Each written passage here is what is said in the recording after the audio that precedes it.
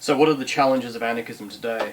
A number of challenges, as I see it, actually. I think anarchism has to once again make itself relevant to the contemporary struggles of ordinary people around the world. I think it has to this end, overcome some of its sectarianism and open itself up to different perspectives and viewpoints and articulations and so on.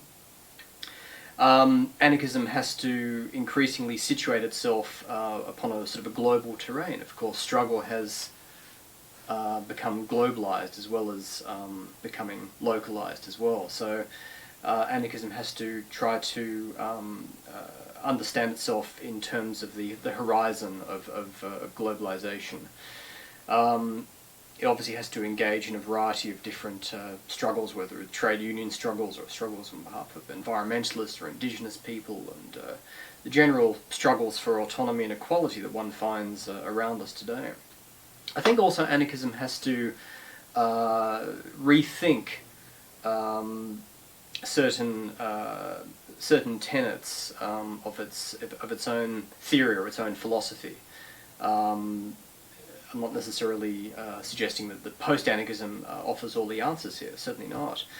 But nevertheless, I think that anarchism has to, for instance, rethink the concept of revolution with a capital R. It has to try to, as I see it, dispense with certain universal meta-narratives which characterized classical anarchism. It also has to be able to see itself as a theory as well as a practice. One of the things that I'm often struck by when I have a look at certain debates about anarchism on the internet, for instance, and on chat groups, is the hostility to theory, the hostility to anything which which suggests, intellectual work. Many people have this idea that anarchism is just simply about smashing the state. It's got nothing to do with theory. It's not a philosophy. It's simply a practice. To me, I think anarchism has to acknowledge the fact that it is theory. It comes from a certain philosophical tradition.